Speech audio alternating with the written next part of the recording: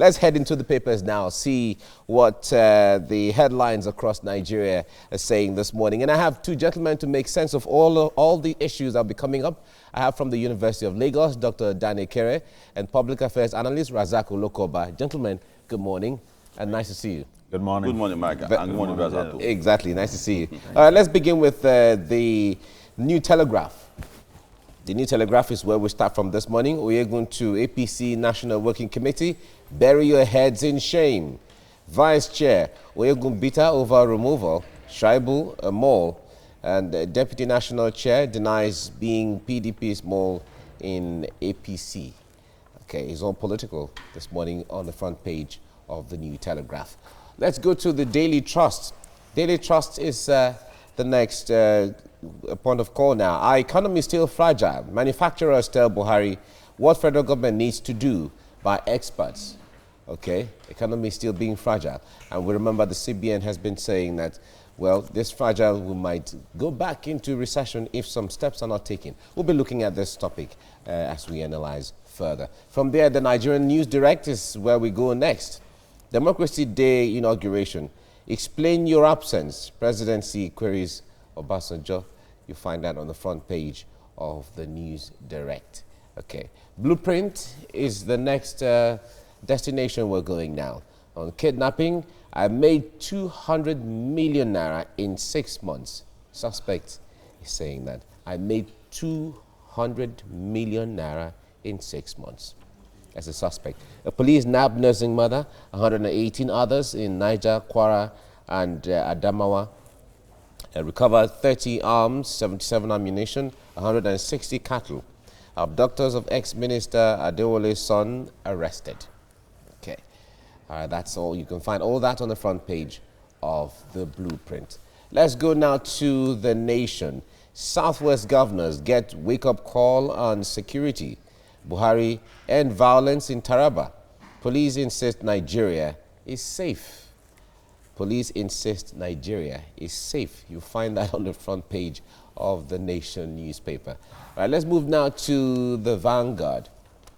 And Vanguard is saying kidnappers on rampage and has some multiple riders there to explain that headline. Hunters aid police, military as ex-minister. Adewole's abducted son regains freedom. And passenger bus hijacked along East-West Road in Rivers. 14 abducted. And Zamfara APC Goba candidate's brother kidnapped by bandits freed.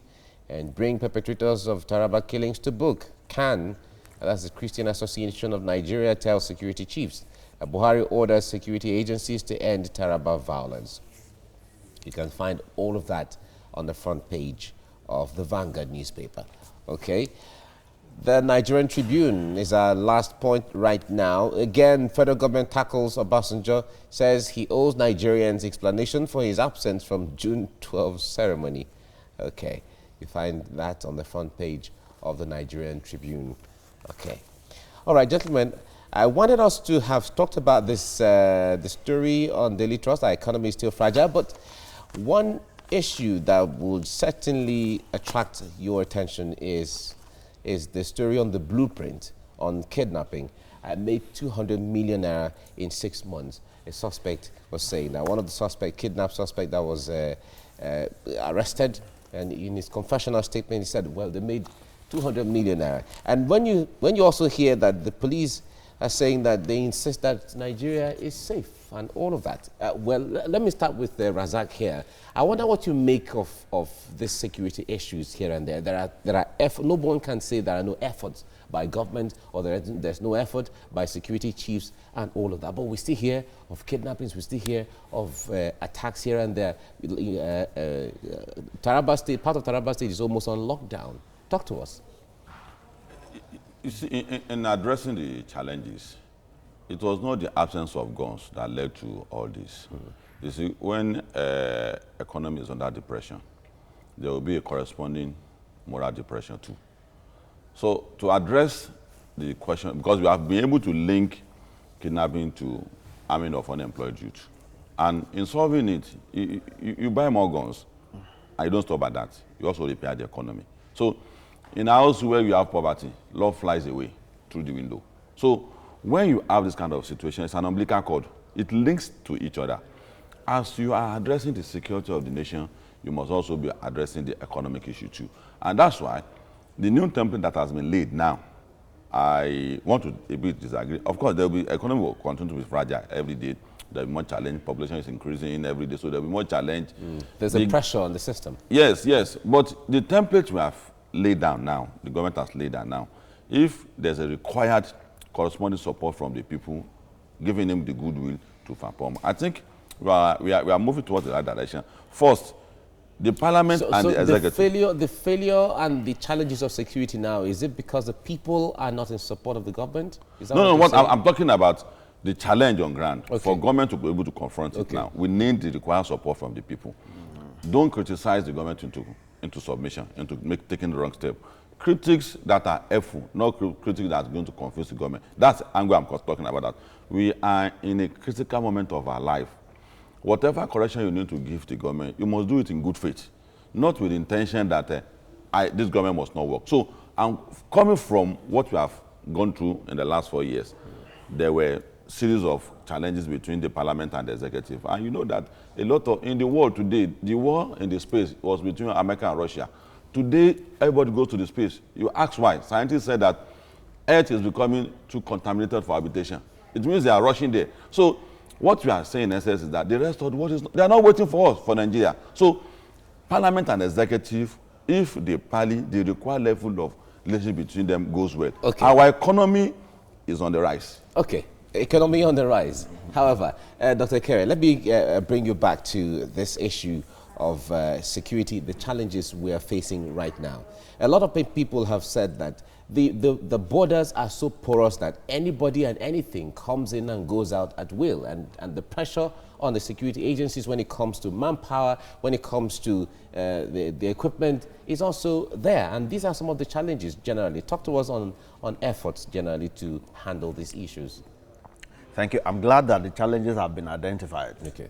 Porous borders, issues of equipment, issues of personnel, and all the rest. So the next issue will be what efforts are being made in this direction. The other time we understood they were going to recruit how many, thousands of people into the police. I don't know if that had happened.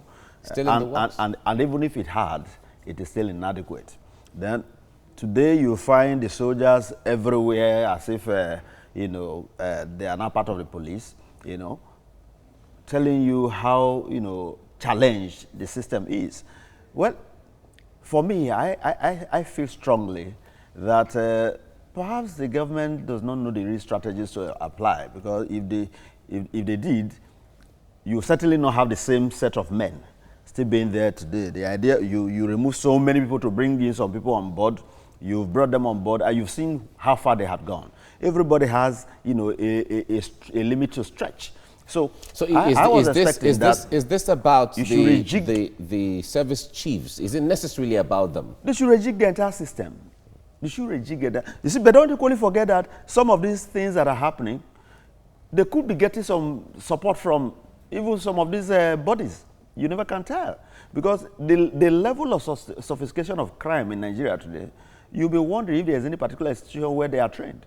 And we do know that the security agencies do organize training for themselves, to combat things like this. So when such people find themselves in this area, they are usually very efficient in it. So we need to look at everything, holistically. Holistically, okay. Now, Razaq, when you were talking about the issue of support from the people to make the system or make the government work, if you have to put them specifically, how should the people support the government in this area of security? Just like what Mike is saying now, this is a line of argument all the time, security, security, security.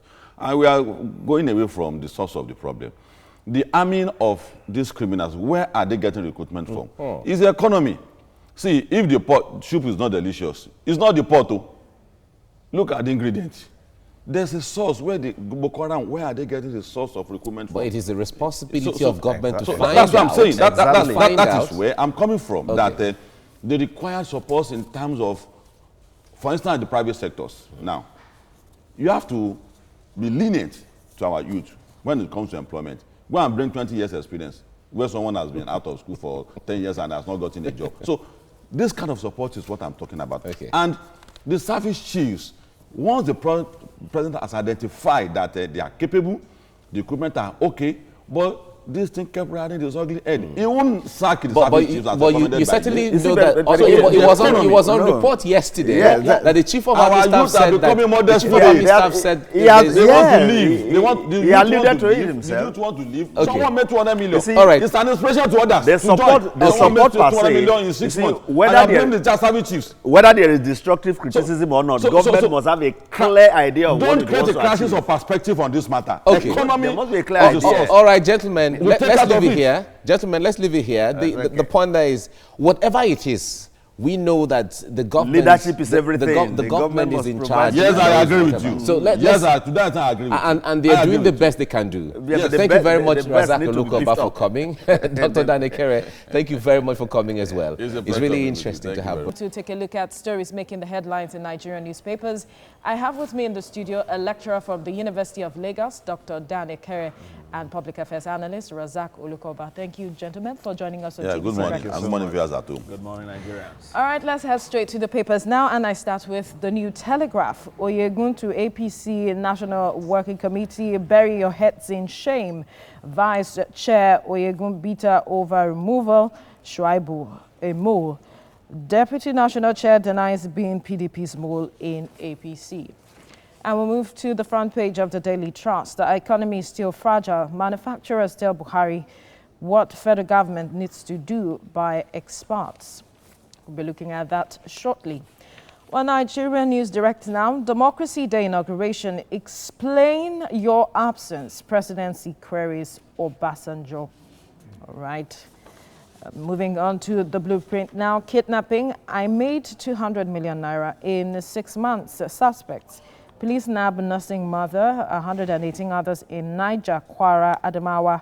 Recover 30 arms, 77 ammunition, 160 cattle. Abductors of ex-minister Adewale's son arrested. We move to the front page of the Nation newspaper. Southwest governors get wake-up call on security. Buhari end violence in Taraba. Police insist Nigeria is safe.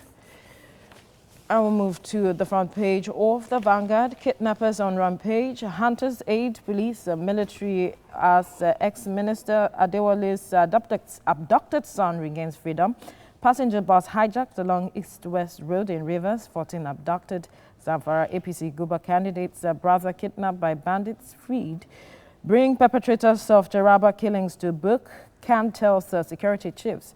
Buhari orders security agencies to end Taraba violence. And finally, on the front page of the Nigerian Tribune, again, FG tackles Obasanjo, says he owes Nigerians explanation for his absence from June the 12th ceremony. All right, gentlemen, the story I would like for us to look at is on the front page of the Daily Trust. Our economy is still fragile. Manufacturers telling President Buhari that the Manufacturers Association of Nigeria are concerned about the state of the economy. And they commended the efforts of the government, or the president, so to speak. But they said the economy is still fragile. I'll start with you, Razaq. Yeah, it should be fragile. But the biggest consolation is that we are going to get out of it. Going to get out of it? Yes, if you look at what the government has done in the last 4 years, you will notice that they opened up several sources of income for government. Agrarian economy is back on stage.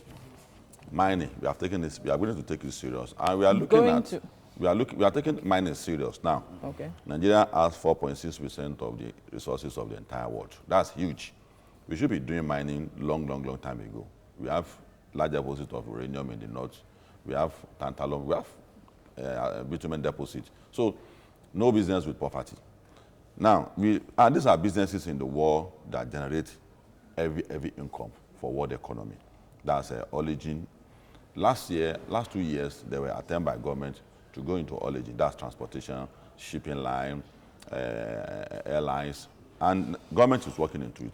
But because we are at a gestation period, it might take time. What the manufacturers are saying is a wake-up call. And it's good that it's coming from private sector. Before now, private sector, because of fear of patronage from government, they don't come out with this kind of data. So what I will enjoin the government is to take the recommendations serious and open up more sources of income for the government, more businesses, not only to be limited to oil sectors or one particular source of income. We should open up more sectors, and that is my consolation, that we will get out of it. Your consolation is that we will get out of it. Let me get Dr. Ekere's perspective. How optimistic are you that we will get out of this, looking at the way things are going? Remember, the government has a diversification agenda, and it's saying it is also going to focus on that to drive the economy. Thank you. Well, obviously there should be hope. Not necessarily with this government, but at least government is a continuum. Now, why do you say not necessarily with this government? I don't think it's something that we're going to address within this short period that will be out of it completely.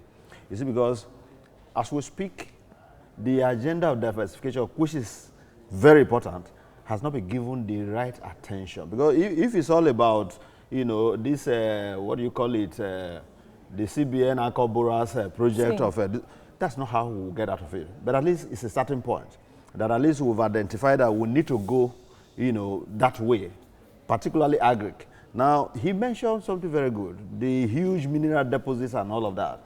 And I want to believe, if we actually focus on it, chances are that we might not even reap the real benefits in the next 2-3 years. How do we focus when we know those things that the exclusive list where some states cannot have access? Yeah, but even the federal government that has access has not done much to actually, you know, utilize the resources to harness those resources. So we are not saying that now that this challenge is being thrown up, and we have identified it essentially from the private sector, now there will be now the need for government to focus seriously on this area. But one way of getting out of this thing with ease, or the easier, what I consider easier, easier way of getting out of it, is through what you can call, well, maybe the language restructuring has become so problematic.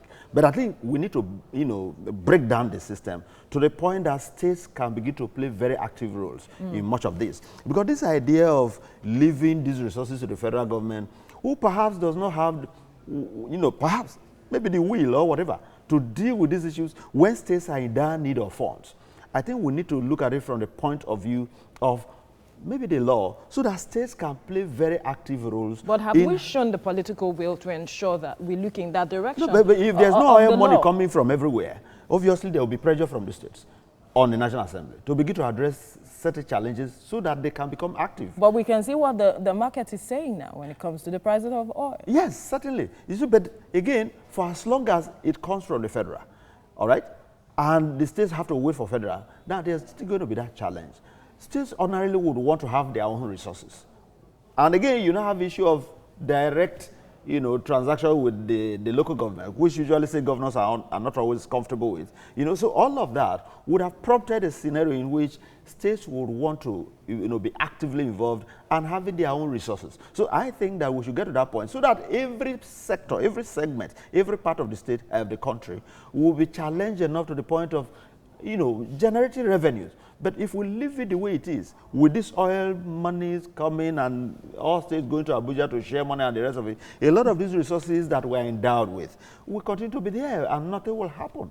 You know, you just find some individuals who are flourishing based on this, and before you know it, just like it's happening in Zamfara and the rest, crime will be festering as a result of this kind of gold deposits and all the other issues that a few individuals want to corner to themselves. So I think we should create an enabling environment so that every state can be actively involved. I want us to look at now creating the enabling environment, because that is that environment that can ensure that businesses thrive. And one aspect is the aspect of electricity. Most companies have shut down because there's nothing like electricity for them to function with. But in the last 4 years, we must admit that power has improved. Not at the speed we had expected. But just like I said, there should be devolution of power. It is not proper to say that generation of power is an exclusive list of the federal government. I don't think it is correct. And that's what Buhari should be beginning to look at. Now, beyond that, you said environment. Alu Jelani, the DG of National Automobile Development and Design, said we spent $6 billion to import 3,000 vehicles every year. And that's huge. So the environment from A to Z of automobile production, the raw material, we have it in Nigeria. And the complaint is that the required legislation for to start producing vehicles in Nigeria is not available. So I agree with your observation, Veronica, and what Mike has said, that there should be that enabling environment. If you encourage people to be pragmatic about producing what we consume in Nigeria, there must be that environment. So, but above all, the recommendations of the Manufacturers Association should be taken serious by the federal government, because I've studied it, and I agree that those are challenges that has hindered the economy for so long. All right, we have to leave it at this point. Thank you, Dr. Ekere and Mr. Olokoba, for your time on TVC Breakfast. Thank you. Papers now. See what the headlines are in Nigeria. And I have with me from the University of Lagos, Dr. Dan Ekere, here with me in the studio. And we also have public affairs analyst, Razaq Olokoba. Gentlemen, thank you very much. Good morning, and good morning, Razaq. Good morning. Thank you. Good morning. Let's begin with New Telegraph. That's where we start from this morning. We are going to APC National Working Committee. Bury your heads in shame. Vice Chairman Oyegun Bita over removal. Tribal more. Deputy National Chair denies being PDP's mole in APC. You can find all that on the front page of the New Telegraph. Daily Trust is our next paper right now. Our economy is still fragile. Manufacturers tell Buhari what federal government needs to do by experts. Then the Nigerian News Direct is the next one now. Democracy Day inauguration. Explain your absence. Buhari queries Obasanjo. You can find all that on the front page of the News Direct. Blueprint is the next paper now. On kidnapping, I made 200 million naira in 6 months. Suspect is confessing there. And police nabbed nursing mother, 118 others in Niger, Kwara, and Adamawa State. Recover 30 arms, 77 ammunition, and 160 cattle. Okay, and abductors of ex-minister Adewole's son arrested. Okay, you find all that on the Blueprint. The Nation is where we go next now. Southwest governors get wake-up call on security. Buhari end violence in Taraba, and police insist Nigeria is safe. You can find that on the front page of the Nation newspaper, which I think we'll look at shortly. And then the Vanguard is the next paper now. Kidnappers on rampage. And you can, multiple riders to explain that. Hunters aid police, and military as ex-minister. Adewole's abducted son regains freedom. And passenger bus hijacked along East-West Road in Rivers, 14 abducted. Zamfara APC Guba candidate's brother kidnapped by bandits freed. Bring perpetrators to Taraba killings to book. Can tells security chiefs, and Buhari orders security agencies to end the Taraba violence. All those are the fallout of the main headline that says kidnappers on a rampage. Okay, let's move now to the Nigerian Tribune. That's where we go next now. Again, federal government tackles Obasanjo, says he owes Nigerians explanation for his absence from June 12th ceremony. Okay, you can find all that on the Nigerian Tribune. Gentlemen, let's look at this story on the front page of the Nation. Southwest governors get wake-up call on security. Even beyond the governors of the Southwest, the Governors Forum met yesterday. It was a long meeting, discussing several issues. But from the report we got, security was one of the top issues on their agenda. If we also narrow it down, because of the way security apparatus or the security architecture is made, the state governors are not necessarily directly in charge of how the security of the state, because the police doesn't respond to them in that, does not take order. Does take order from them, the SSS, and all of that as the case may be. Dr. Dan Ekere, let me ask you in this regard, what really can the governors do when it comes to security issues? Well, they are the governors. By that, it means that they're in charge of their various enclaves, their various states. And they are out to govern humans. And we are talking about the security of those humans. The first priority of government is the security of the people. Their welfare. And there can be issues of welfare when those for whose welfare you are fighting are not secured. So security is still part of that welfare. And if they are to govern, communities or human beings, then they must ensure their security. Unfortunately, they are called the chief security officers of their states, but they have no control over the security apparatus. So that cause for worry, and that should even provoke a meeting. Now, the Southwest governors have been, over the years, they have always been, the Southwest has always been steps ahead over the years, but this time around, I think is taking them a bit aback, because a lot of these challenges are already happening seriously in the Southwest. Now, what can they do? They should, at least first thing is to, galvanize ideas on how best to handle these challenges. Even when you don't have control over the commissioner of police and the rest of them, at least you'll be able to, walk around the powers you have. With your their level of influence. Yeah, your people will give you all the information you need to even at least make the information available to those who are in charge. But at the same time, they can as well even impress it upon the president to actually take to their own part of it, bearing in mind that it is the states that constitute the country. Okay. Razaq, apart from the Southwest, we have the same, almost the same challenges, maybe in different dimensions, in the Southeast, in the South-South, in the North-Central, and as the case may be. So it seems like no part of the country is necessarily exempted from the challenges of security. But when the governors come together, we know the influence they wield. But they have been in the system all the while. They have been here from, because they say government is a continuum.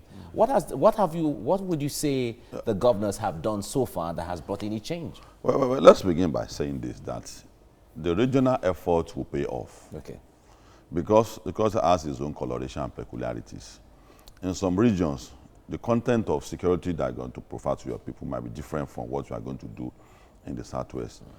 And part of the agendas, I think, the governors, as a region, should place before the president that a stronger push for state police or regional police. Because if they are guaranteed that the regions can secure the lives and property of their own people, I don't see a reason why the federal government should be procrastinating about it. So, but when it comes to the issue of regions, the Constitution doesn't recognize No, not region as going back to region. I think 6 governors here, 6 governors there. When it comes to, you have to improvise. See, the fear of having regions, we have to put it behind us. The important thing at the moment is to secure the nation. What is going on around the world, the country today, is low-scale war. I don't wish it's born into full-scale war in the country, where the armies, the Air Force will now have capacity to sustain it again. So, if you are looking at this picture, all this blackmail of why are we going back to region, we have to put it behind us. And I said earlier that there are things that we should not be bringing up at this moment. We are at a moment in our life where all hands should be on deck. So this demand should be made. I am part of the effort of the Southwest security issue because of the organization I'm leading as a secretary. I'm the Secretary General of Coalition of Oduwa September Group. So we're also making efforts. We want to seriously employ our governors that there's no time in our life that we need state police than now. Okay. We need it. And the national police, which we call the federal police, have done their best. And if they have gotten to this extent, the most appropriate thing, if you want to assist the police, is to seek support of the states. The state have what it takes. They have their ass to the ground, and they have the support and the understanding of their people. They will be more amenable to work with the governors than taking their demand to the center. Right. What is happening in the country today? We will all know that regions by regions, we have collaboration. In the South-South, is all related. In the North, it's herdsmen, cattle related.